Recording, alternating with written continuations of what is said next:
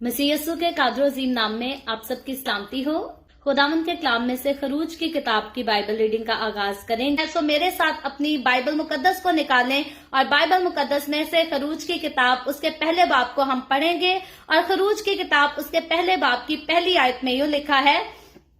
Israel के बेटों के नाम जो अपने अपने घराने को लेकर याकूब के साथ मिस्र में आए हैं, रोबिन, शमाउन, लावी, यहूदा, इश्कार, जबलून, बिन्यामीन, दान, नफ्ताली, जद, आशिर और सब जाने जो याकूब के सुलभ से पैदा हुई 70 थी। और यूसुफ तो मिस्र में पहले ही से था। और यूसुफ और उसके सब भाई और उस पुष्ट के सब लोग मर मिटे। और इसराइल की औलाद ब्रोमन और कसीर, अल-तहदाद और फरावान और नहायत जोर आवर हो गई और वो मुल्क उनसे भर गया। तब मिस्र में एक नया बादशाह हुआ जो यूसुफ को नहीं जानता था। और उसने अपनी कौम के लोगों से कहा, देखो इसराइली हमसे ज्यादा और कवि हो गए हैं, सो आओ हम उनके साथ हिकमत से पेश आए, ता ना हो कि जब वो और ज्यादा हो जाए और उस वक्त जंग छिड़ जाए तो वो हमारे दुश्मनों से मिलकर हमसे लड़ें और मुल्क से निकल जाएं। इसलिए उन्होंने उन पर बेगार लेने वाले मुकर्रर किए और जो उनसे सख्त काम ले लेकर उनको सताएं। सो उन्होंने फिरौन के लिए जखीरा और शहर पतोम और रसमसीस बनाए, पर उन्होंने जितना उनको सताया वो उतना ही ज्यादा बढ़ते और फैलते गए। इसलिए वो लोग बनी इसराइल की तरफ से फिक्रमंद हो गए और मिस्रियों ने बनी इसराइल पर तशद्दुद करके उनसे काम कराया। और उन्होंने उनसे सख्त मेहनत से गारा और ईंट बनवा कर और खेत में हर किस्म की खिदमत ले लेकर उनकी जिंदगी तल्ख की। उनकी सब खिदमतें जो उनसे कराते थे तशद्दुद की थी। तब मिस्र के बादशाह ने इब्रानी दाइयों से, जिनमें एक का नाम सिफरा और दूसरी का नाम फोआ था, बातें की और कहा कि जब इब्रानी औरतों के तुम बच्चा जनाओ और उनको पत्थर की बैठकों पर बैठी देखो, तो अगर बेटा हो तो उसे मार डालना और अगर बेटी हो तो वो जीती रहे। लेकिन वो दाइयां खुदा से डरती थी, सो उन्होंने मिस्र के बादशाह का हुक्म ना माना, बल्कि लड़कों को जीता छोड़ देती थी। फिर मिस्र के बादशाह ने दाइयों को बुलवाकर उनसे कहा, तुमने ऐसा क्यों किया कि लड़कों को जीता रहने दिया? दाइयों ने फिरौन से कहा, इब्रानी औरतें मिस्री औरतों की तरह नहीं हैं, वो ऐसी मजबूत होती हैं कि दाइयों के पहुंचने से पहले ही जमकर फारिग हो जाती हैं। बस खुदा ने दाइयों का भला किया और लोग बढ़े और बहुत जबरदस्त हो गए। और इस सबब से कि दाइयां खुदा से डरी, उसने उनके घर आबाद कर दिए। और फिरौन ने अपनी कौम के सब लोगों को ताकीदन कहा कि उनमें जो बेटा पैदा हो तुम उसे दरिया में डाल देना और जो बेटी हो उसे जनती छोड़ देना। खुदावन के पाक कलाम पढ़े और सुने जाने पर खुदावन की बरकत हो। खुदावन का शुक्र हो मेरे अजीजों। खुदावन के कलाम में से खरूज की किताब उसके पहले बाब को पढ़ा है। और क्योंकि खरूज की किताब की रीडिंग अभी जो है वो पैदाइश की किताब से आगे कंटिन्यू होती है, और कौम बनी इसराइल को बनाने का खुदा ने जो वादा बाप इब्राहिम से किया था, और उसके बाद खुदा ने इसहाक से वादा किया कि तेरी औलाद से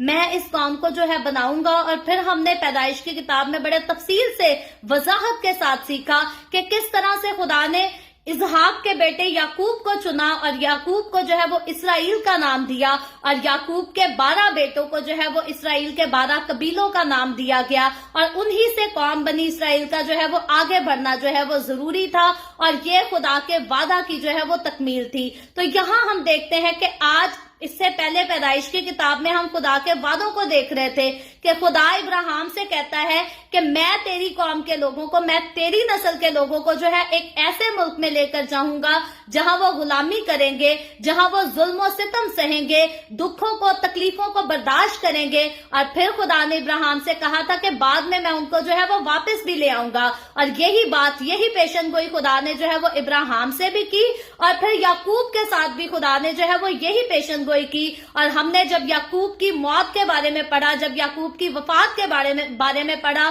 तो वहां हमने इस बात को डिटेल से जाना था कि इससे पहले कि याकूब वफात पाता, इसराइल वफात पाता, उसने अपनी मौत से पहले जो है अपने लोगों को, अपने बेटों को, उनके आगे से बच्चों को, अपनी नस्ल के जितने लोग उस वक्त मिस्र में आबाद हो चुके थे, उनको तफसील से ये बात जो खुदा ने उनसे वादे किए थे उनको बताए, और उनको कहा कि मुल्क मिस्र को अपना मुल्क ना समझ लेना, अपना वतन ना समझ लेना, बल्कि तुम लोगों का मुल्क कनान में जाना, यहाँ से लौट जाना जो है वो जरूरी है। और ये खुदा का वादा है। खुदा जैसे हमें मुल्क मिस्र में लाया है, इसी तरह यहाँ से हमें छुड़ाकर, हमारी नस्ल को छुड़ाकर फिर से वादे की सरजमीन में जो है वो जरूर लेकर जाएगा। और जब कौम बनी इसराइल मुल्क मिस्र में दाखिल हुई तो हमने तब भी पढ़ा था कि 70 लोग, टोटल 70 लोगों की तादाद थी जब ये मिस्र में आए, और बड़े शाहाना अंदाज के साथ, यहाँ तक कि मिस्र के बादशाह फिरौन ने अपनी गाड़ियां, अपने घोड़सवारों को भेजा ताकि कौम बनी इसराइल के लोगों को, इब्रानी लोगों को मुल्क मिस्र में जो है वो ला सके।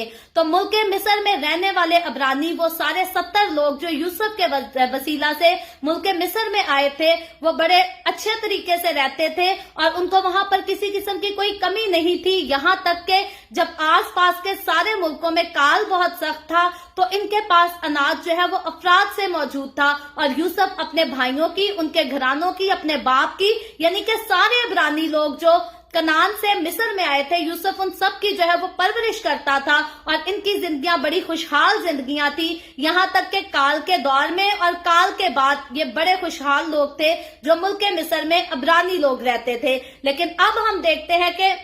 पैदाइश की किताब उसके आखिरी बाब में हमने पढ़ा कि यूसुफ जो है पहले याकूब वफात पा जाता है, उसके बाद यूसुफ वफात पा जाता है, और जिस तरह से याकूब ने अपनी वफात से पहले अपने सारे लोगों को जमा कर खुदा के वादे के बारे में बात की, इसी तरह यूसुफ भी जो है वो भी अपनी वफात से पहले अपने वो भाई जो उस टाइम तक जिंदा थे और बाकी दूसरे भाइयों की नस्ल के साथ, उनकी औलाद के साथ, यानी कि इब्रानी जितने लोग उसके पास मौजूद थे, उन सबको अपने पास इकट्ठा करके यूसुफ भी अपनी वफात से पहले खुदा के उसी वादे को जो है वो दोहराता है, याद दहानी कराता है कि जो वादा खुदा ने किया है उस वादे को भूल ना जाना, अपनी रस्में, अपने रिवाजों को छोड़ ना देना, मुल्क मिस्र की रंगरलियों में रल ना जाना, बल्कि वादा की सरजमीन में लौटने के जो है वो इंतजार में रहना। और यहाँ तक यूसुफ कहता है कि मेरी लाश को जो है वो मिस्र में दफन ना कर देना, बल्कि जब तुम खुदा के वादा के मुताबिक मुल्क कनान के लिए रवाना हो तो मेरी हड्डियों को जो है वो भी जरूर यहाँ से ले जाना। तो आज का चैप्टर जब हम खरूज की किताब का पहला चैप्टर पढ़ते हैं और इसकी पहली आयत से जब हम पढ़ते हैं तो यहाँ लिखा है, इसराइल के बेटों के नाम जो अपने अपने घराने को लेकर याकूब के साथ मिस्र में आए ये है। उसके बाद दूसरी आयत में जो है, दूसरी और तीसरी आयत में याकूब के सारे 12 बेटों के जो है वो नाम बताए गए हैं। तो याद रखें, याकूब के 12 बेटे, इनके नाम, इनके नामों के मतलब और इनको जो जो याकूब ने बरकत दी, जो जो नबूवतें इनके लिए की, इनके बारे में ऑलरेडी जो है हम तफसील से पढ़ चुके हैं। और 5वीं आयत जब हम यहाँ पढ़ते हैं तो 5वीं आयत में लिखा है, और सब जाने जो याकूब के सुलभ से पैदा हुई 70 थी, और यूसुफ तो पहले ही मिस्र में मौजूद था। तो यहाँ हम देखते हैं कि जब कौम बनी इसराइल जो है मुल्क मिस्र में आई तब तक ये इब्रानी लोग थे और खुदा ने इनको कौम बनाने का जो है इनसे वादा किया था। तो जब ये यहाँ आए मुल्क मिस्र में तो ये 70 लोग थे, और यूसुफ के बारे में हमने ऑलरेडी पढ़ा है किस तरह से, क्यों मौजूद था और क्या करता था और क्या वसीला बना के ये मुल्क मिस्र में आकर ठहर जाते। तो आगे चलकर जब 6ठी आयत को पढ़ते हैं तो लिखा है, और यूसुफ और उसके सब भाई और उस पुष्ट के सब लोग मर मिटे। अब देखते हैं कि याकूब के साथ जितने लोग मुल्क मिस्र में दाखिल हुए थे, यूसुफ तो पहले ही मिस्र में गुलामी करने के लिए आया था, लेकिन खुदावन के हाथ, उसके फजल के बायस जो है वो मिस्र का आकर हाकिम ठहरा। ये खुदा की बरकत थी। तो यूसुफ और फिर बाकी जितने इब्रानी लोग जो हैं मुल्क मिस्र में आए थे, यानी कि 70 लोग, वो अपने अपने टाइम से जो है वो दुनिया से चल बसे, वो वफात पा चुके, मर मिटे। और 7वीं आयत में लिखा है, और इसराइल की औलाद बरोमंद और कसीरल तादाद और फरावान और नहायत जोरावर हो गई। तो यहाँ हम देखते हैं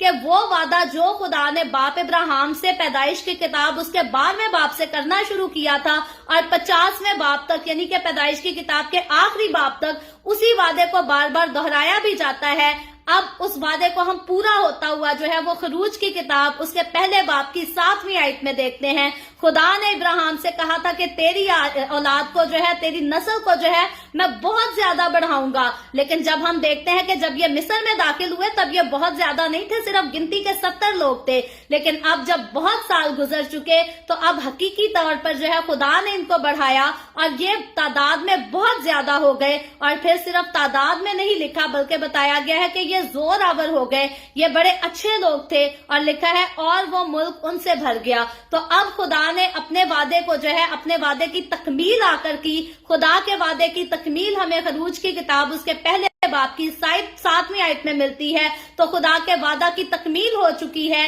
کہ عبرانی لوگ جن سے خدا نے وعدہ کیا تھا کہ میں تم کو ایک قوم بناؤں گا، اب وہ قوم جو ہے وہ بن بھی چکی ہے اور وہ بڑھ بھی چکی ہے، اور وہ کثرت سے بڑھ چکی ہے کہ ملک مصر جو ہے وہ ان کے ساتھ بھر گیا، لکھا ہے۔ اور 8ویں آیت میں آگے لکھا ہے تب مصر میں ایک نیا بادشاہ ہوا جو یوسف کو نہیں جانتا تھا۔ تو اب ہم دیکھتے ہیں کہ یوسف سے پہلے،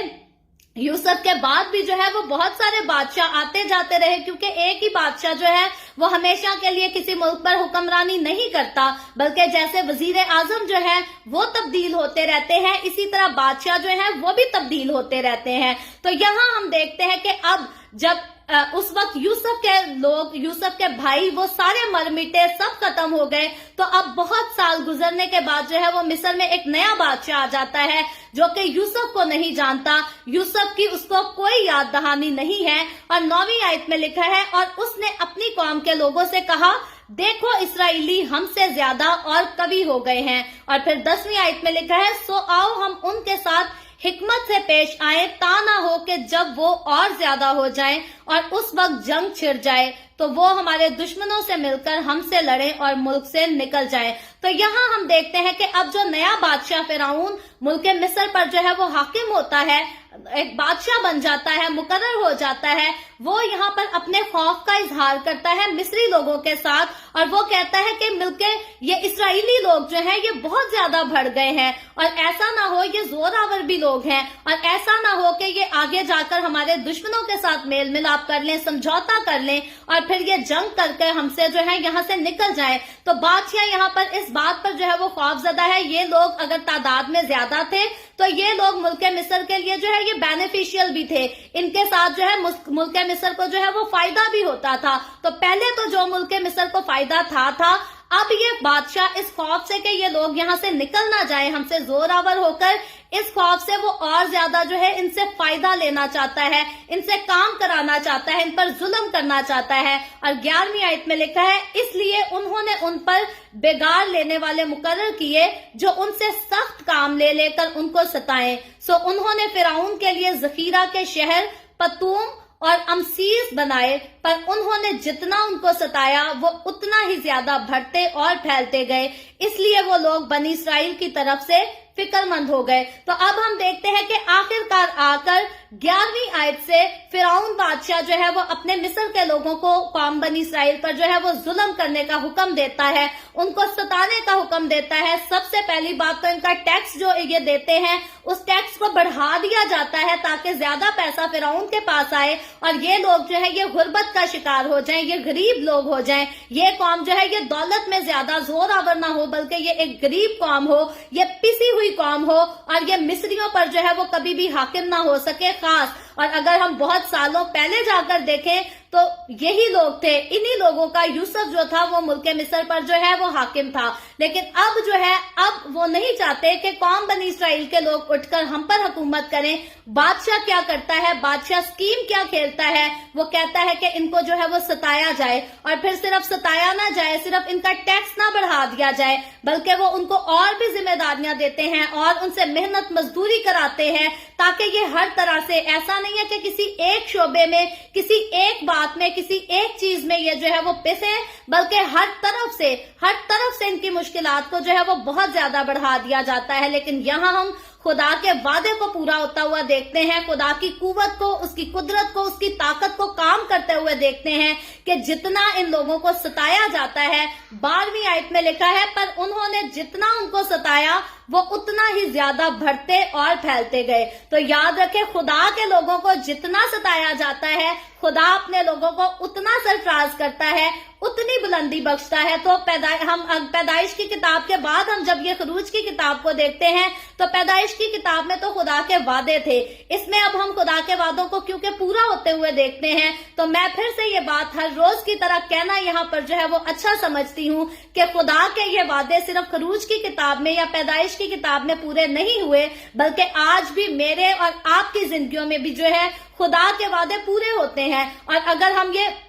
मुल्क मिस्र में कौम बनी इसराइल की तारीख का जिक्र करते हैं तो जितने ये लोग सताए गए उतने ही ये लोग बढ़ते और तरक्की करते गए। और आज के दौर तक अगर हम अपने सारे मसीही लोगों की, मसीही कौम की तारीख को देखें तो मसीहों को इस दुनिया ने जितना सताया है, जितना पस्त करने की कोशिश की है, मसीहत जो है वो उतनी ज्यादा कसरत से बढ़ती गई है। तो याद रखें, ये खुदावंद की जो है वो खास बरकत है, ये उसकी खास कुदरत है कि उसके लोगों को जितना सताया जाता है वो उतने ज्यादा आगे बढ़ते जाते हैं। अमूमन होता क्या है कि जिस किसी को सताया जाए वो पिस जाता है और दुनिया से मर मिट जाता है, लेकिन खुदावंद के लोगों के साथ ये खुदा का खास फजल है, उसकी खास बरकत है कि हम जितने सताए जाएंगे हम उतने ही जो है वो आगे बढ़ते जाएंगे, तरक्की करते जाएंगे और सरफराजी हासिल करते जाएंगे। लेकिन शर्त खुदा की ये है मेरे और आपके लिए कि हमने खुदा के साथ जो है वो साबित कदमी के साथ चलना है। तो यहाँ जब हम कौम बनी इसराइल की जिंदगियों पर आगे चलकर गौर करेंगे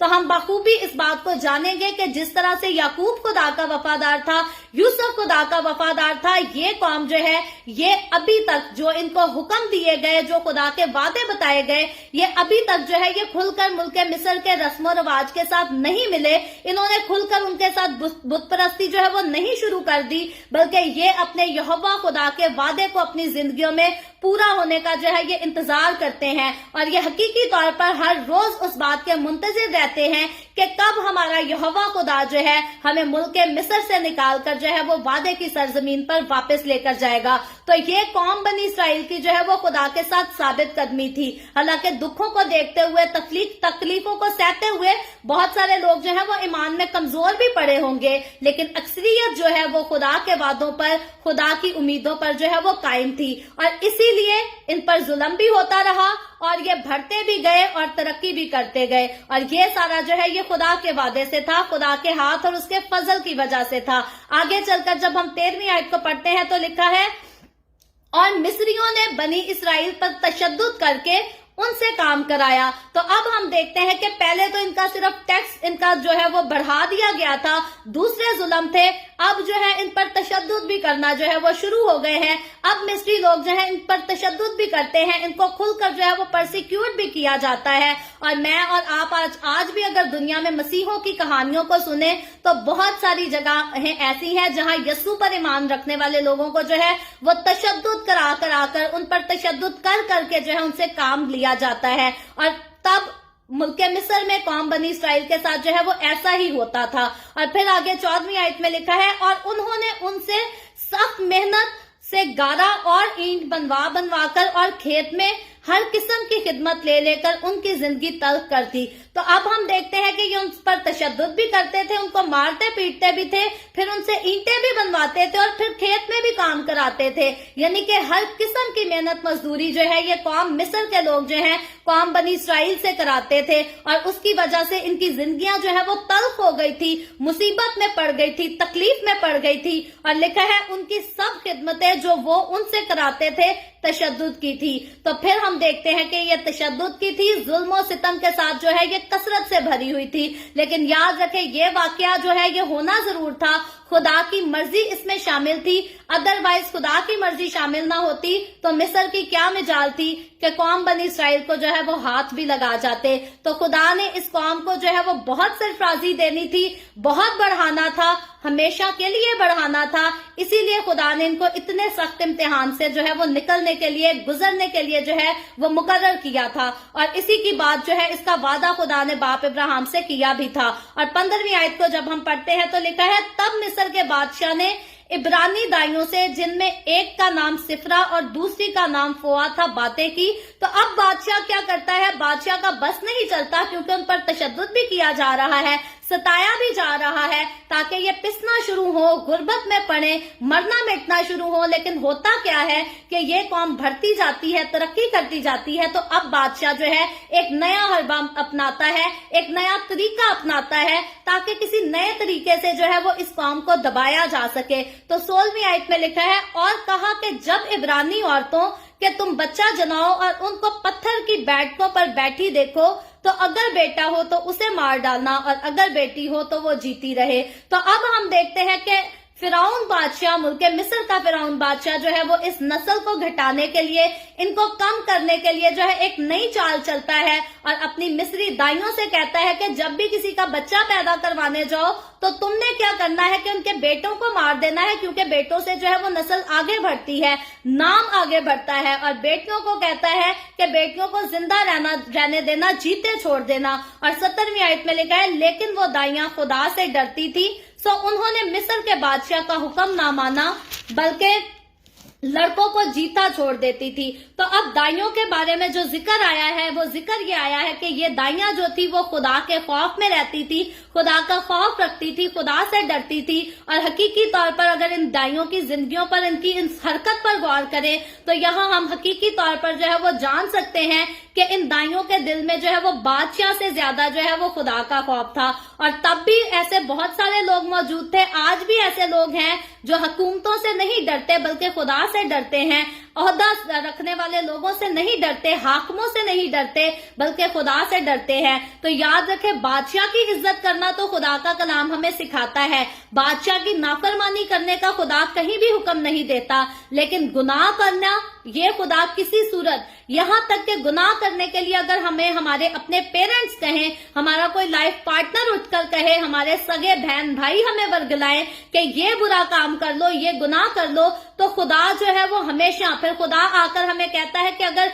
अच्छाई और बुराई में से किसी चीज को चुनना पड़े तो हमारे लिए अच्छे काम को चुनना जरूरी है और बुरे काम को रद्द करना जरूरी है। फिर भले वो बुरा काम का हुक्म हमारे अपने पेरेंट्स दें, हमारे बहन भाई दें, हमारे दोस्त दें, हमारे लाइफ पार्टनर क्यों ना दें। याद रखें, यहाँ ये दाइयां जो है ये खुदा का खौफ जो है ये बादशाह के खौफ से ज्यादा मानती थी। और आगे हम देखेंगे कि खुदा इसके इवज जो है इनको बरकत भी देता है। और आज भी बहुत सारे लोग अगर अपने करीबी रिश्तों को ठुकरा भी देते हैं, अपने करीबी रिश्तों को नाराज भी कर देते हैं खुदा की मर्जी पर चलने के लिए, खुदा के खौफ में रहने के लिए, तो याद रखें दुनिया से तो लान तान उनको मिलता ही है। ये दुनिया तो उनको जो है वो तर्क कर देती है, ठुकरा देती है, लेकिन खुदा खुद जो है उनकी इज्जत करता है और उनको बढ़ाता भी है और उनको बरकत भी बख्शता है। तो इन दाइयों के लिए हम जो है ये खास बात देखते हैं कि ये खुदा का खौफ मानती थी और आगे चलकर हम देखेंगे कि खुदा भी इनको जो है वो फेवर देता है। 18वीं आयत को जब हम देखते हैं तो लिखा है, फिर मिस्र के बादशाह ने दाइयों को बुलवाकर उनसे कहा, तुमने ऐसा क्यों किया कि लड़कों को जीता रहने दिया। तो अब इन दाइयों ने लड़कों को जो जीता छोड़ा, इन्होंने तो खुदा के खौफ के मुताबिक, खुदा के खौफ को रखने के बायस जो है वो उनके लड़कों को ना नुकसान पहुंचाया, ना तकलीफ दी, उनको जिंदा रहने दिया। और अब जब बादशाह को खबर होती है कि अभी भी उनके यहाँ जो लड़के पैदा हो रहे हैं वो आगे ग्रो कर रहे हैं, उनकी अमवात नहीं हो रही, तो अब बादशाह जो है वो गजबनाक होने के लिए इनको अपने पास बुलाता है, इनसे पूछता है, सवाल करता है। क्योंकि याद रखे, जब भी बादशाह कोई जिम्मेदारी लेगा तो वो आपसे पूछेगा, उसका हिसाब भी लेगा। तो इसी तरह बादशाह हिसाब लेने के लिए इनको अपने पास बुलाता है। तो ये दाइयां जो खुदा तरस औरतें हैं, ये करती क्या है, 9वीं आयत में लिखा है, 19वीं आयत में लिखा है, दाइयों ने फिरौन से कहा, इब्रानी औरतें मिस्री औरतों की तरह नहीं हैं, वो ऐसी मजबूत होती हैं कि दाइयों के पहुंचने से पहले ही जमकर फारिग हो जाती हैं। तो यहाँ हम देखते हैं कि दाइयां जो है वो फिर से अपनी फेवर में जो है वो एक बात कहती हैं और यहाँ वो जो है वो इब्रानी औरतों की तारीफ भी करती हैं और वो ये भी कहती हैं कि इब्रानी औरतें जो है ये मिस्री औरतों से ज्यादा ताकतमंद है, ज्यादा जोर आवर हैं और यही वजह है कि हमारे लिए मुमकिन नहीं कि इनके बच्चों को मारें, क्योंकि हमारे पहुंचने से पहले तो जो है ये अपने बच्चों को जो है वो पैदा कर लेती हैं। और आगे बढ़कर जब 20वीं आयत को देखे तो लिखा है, पस खुदा ने दाइयों का भला किया اور لوگ بڑے اور بہت زبردست ہو گئے، اور اس سبب سے کہ دائیاں خدا سے ڈری، اس نے ان کے گھر آباد کر دیے۔ تو اب ہم دیکھتے ہیں جو خدا کا خوف رکھتی تھی، جو خدا کے خوف میں رہتی تھی، خدا نے ان کو جو ہے وہ برکت دی، ان کو فیور دی، اور ان کے گھروں کو جو ہے وہ آباد رکھا اور ان کو بڑھا دیا، کیونکہ بادشاہ کے حکم کی جو تابعداری نہیں کرے گا، بادشاہ ہمیشہ جو ہے اس کو سزا دے گا، اس پر غضبناک ہوگا۔ لیکن یہاں ہم دیکھتے ہیں کہ خدا نے، اگر انہوں نے خدا کے خوف کو رکھا تو خدا نے اپنے خوف کے باعث جو ہے ان کو بادشاہ کے غضب سے بچایا۔ تو میں اور آپ اگر ہم بھی خدا کا خوف رکھتے ہوئے کوئی غلط کام کرنے کو راضی نہیں ہوتے تو خدا جو ہے وہ ہمیں دوسروں کے غضب سے جو ہے وہ بچانے کی قدرت رکھتا ہے، قوت رکھتا ہے، طاقت رکھتا ہے۔ تو مجھے اور آپ کو ہمیشہ ہمیں اپنی زندگی میں فیصلے لیتے ہوئے جو ہے یہ بات ضرور سوچنی چاہیے، اس بات کو ضرور جاننا چاہیے کہ جو ہم فیصلہ لے رہے ہیں اس میں انسان کی خوشی زیادہ ہے یا خدا کی خوشی زیادہ ہے۔ اگر تو ہمارے فیصلوں سے خدا خوش نہیں تو ہمیں ایسے کاموں میں، ایسے معاملات میں پڑنے کی ضرورت نہیں، کیونکہ اگر ہمارے فیصلوں میں خدا خوش ہے، انسان نہیں خوش، تو خدا ہمیں انسانوں سے بھی بچائے گا، حکومتوں سے بھی بچائے گا، بلاؤں سے، وباؤں سے، ہر چیز سے بچائے گا۔ لیکن اگر ہم خدا ہی کو ناراض کر دیتے ہیں تو پھر ہمیں اس دنیا سے جو ہے وہ کچھ نہیں ملنے والا، کیونکہ دنیا سے اگر وقتی طور سے ہمیں کوئی دولت بھی مل جائے، کوئی مقام بھی مل جائے، تو وہ ہمیشہ کے لیے جو ہے وہ ہمارے ساتھ ساتھ نہیں رہتا۔ لیکن خداوند کا کلام بتاتا ہے کہ ہم اگر خداوند کے ساتھ چلتے ہیں، اس کے ڈر اور اس کے خوف میں زندگی گزارتے ہیں، تو پھر ہمارے اعمال جو ہیں وہ ہمارے ساتھ ساتھ جاتے ہیں، اور ہمارے اعمال کے موافق جو ہے خدا ہمیں برکت بھی دیکھتا ہے اور ان کا اجر بھی دیتا ہے۔ آگے بڑھ کر جب ہم 22ویں آیت کو پڑھتے ہیں، آج کے اس چیپٹر کی آخری آیت کو پڑھتے ہیں، تو لکھا ہے، اور فرعون نے اپنی قوم کے سب لوگوں کو تاکیداً کہا کہ ان میں جو بیٹا پیدا ہو تم اسے دریا میں ڈال دینا، اور جو بیٹی ہو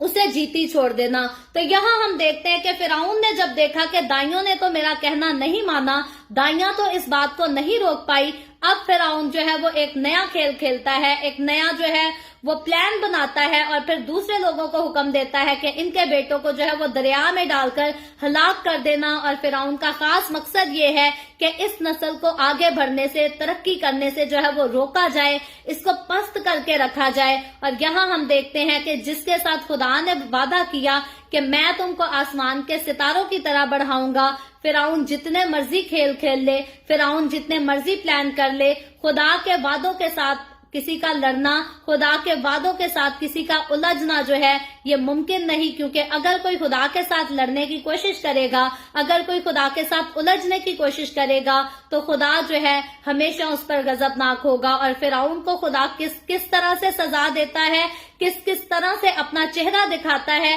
اس کو فیوچر میں جو ہے ہم بڑی ترتیب سے سیکھیں گے۔ بعض اوقات یہ جو فرعون جو ہے قوم بنی اسرائیل کے لوگوں کو مروانا چاہتا ہے، تو بعض اوقات ہمارے کچھ مسیحی اسکالر جو ہے وہ اس واقعے کو جو ہے وہ مکاشفہ کی کتاب اس کے 13ویں باب کے ساتھ جو ہے وہ ریلیٹ کر دیتے ہیں، اور کہتے ہیں کہ اژدہا جو اژدہا عورت کے ہاتھ میں جس بچے کو مارنا چاہتا ہے وہ یہی والا چیپٹر ہے، اسی کے بارے میں لکھا گیا ہے۔ لیکن یاد رکھیں، مکاشفہ کی کتاب کے 13ویں باب کو جب ہم نے تفصیل سے پڑھا تھا تو اس میں ہم نے دیکھا تھا کہ وہ مخالف مسیح کے دور کی بات ہے، وہ اب کے دور کی بات نہیں۔ سو کچھ اسکالر جو ہے وہ اس رائے کو پیش کرتے ہیں کہ یہ چیپٹر، یہ باتیں جو ہے یہ مکاشفہ کی کتاب اس کے 13ویں باب کی باتیں ہیں، لیکن یاد رکھیں ہم نے تفصیل سے سیکھا ہے، سو ہمیں یہاں پر گمراہ ہونے کی ضرورت نہیں۔ یہ واقعہ دکھتا تو اسی جیسا ہے، لیکن اسی جیسا واقعہ مخالف مسیح کے دور میں آگے چل کر فیوچر میں بھی ضرور آئے گا۔ لیکن میری دل سے دعا ہے جب ایسا واقعہ ہوگا تو کیونکہ خداوند کے کلام میں سے ہم نے سیکھا، اچھے سے سمجھا، اچھے سے جانا کہ جب مخالف مسیح کا دور آئے گا تو مسیح کی کلیسیا، خداوند یسوع کی کلیسیا جو ہے وہ آلریڈی بادلوں پر اٹھائی جا چکی ہوگی۔ سو ہم خداوند کے ساتھ آسمان پر ہوں گے، اس کی شکر گزاری کرتے ہوئے، اس کی حمد، اس کی تعریف کے گیت گاتے ہوئے اس کے ساتھ ہوں گے۔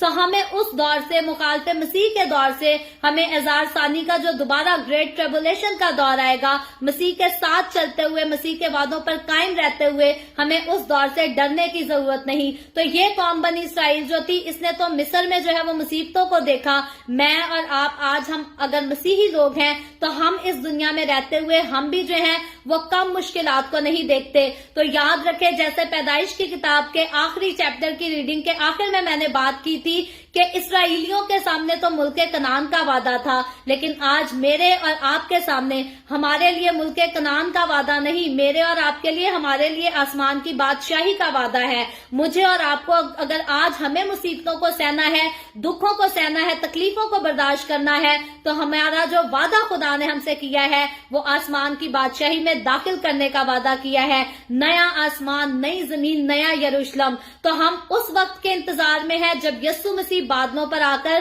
ہمیں اپنے ساتھ لے جائے گا اور پھر ہمیں جو ہے وہ ہمیشہ کی آسمان کی بادشاہی میں داخل کرے گا، ہمیں ایک ایسی خوبصورت سرزمین میں خدا آباد کرے گا جہاں نہ دکھ ہوں گے، نہ تکلیفیں ہوں گی، نہ رونا ہوگا، نہ بیماری ہوگی، کسی قسم کا کوئی کرونا وائرس بھی نہیں ہوگا۔ تو جس طرح سے قوم بنی اسرائیل کو ہم دیکھتے ہیں کہ وہ ظلم ستم کو جو ہے وہ برداشت کرتے ہیں، وہ تکلیفوں کو برداشت کرتے ہیں، بے حد ان کو پرسیکیوٹ کیا جاتا ہے، اور وہ ان ساری چیزوں کو برداشت کرنے کے باوجود جو ہے اس ملک میں وہاں ڈٹے رہتے ہیں، ایمان پر قائم رہتے ہیں۔ مجھے اور آپ کو آج جب ہم بھی طرح طرح کی کہانیاں سنتے ہیں کہ آج اس مسیحی فیملی کو پرسیکیوٹ کر دیا گیا ہے، آج اس مسیحی گھرانے کو جلا دیا گیا ہے، اور کل کو ہماری بھی باری آ سکتی ہے، کیونکہ ہماری زندگیاں، مسیحوں کی زندگیاں جو ہے وہ ہر وقت رسک میں رہتی ہیں۔ کسی مسیح کو نہیں پتا کہ کس وقت اس پر جو ہے وہ کون سا الزام لگا کر اس کو پرسیکیوٹ کر دیا جائے، اس کو تکلیف دے دی جائے، اس کے گھرانے کو تکلیف دے دی جائے۔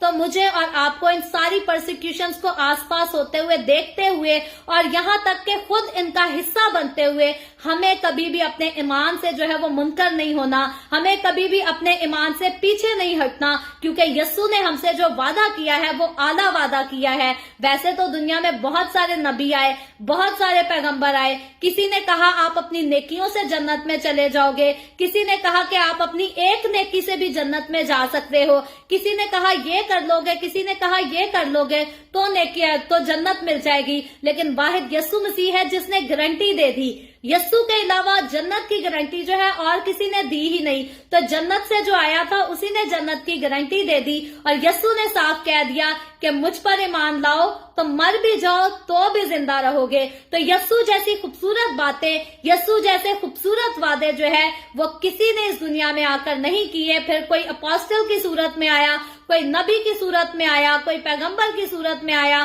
کوئی بادشاہ کی صورت میں آیا، جتنے بھی لوگ آئے، یسوع جو ہے وہ اس کا آنا بھی خاص، اس کا رہنا بھی خاص، اس کا بیان کرنا، بولنا، تعلیم دینا وہ بھی خاص، اور اس دنیا سے جانا بھی خاص۔ اور یاد رکھے جب وہ اپنے وعدہ کے مطابق دوبارہ اس دنیا میں آئے گا، اپنی کلیسیا کو لینے کے لیے، اپنی دلہن کو لینے کے لیے آئے گا، تو اس کا آنا بھی جو ہے وہ بھی خاص ہوگا۔ لیکن بات یہاں خاص بات یہ ہے کہ اس کے آنے پر اس کے ساتھ جائیں گے وہی لوگ جو خاص یسوع کی خاص باتوں پر عمل کر کے اس کے خاص لوگ ہو جائیں گے۔ کیونکہ جب ہم یسوع کی خاص باتوں کو دیکھ لیتے ہیں، جان لیتے ہیں، اپنی زندگی میں اپنا لیتے ہیں، تو پھر ہم کوئی عام لوگ نہیں رہتے۔ پھر دنیا بھلے ہمیں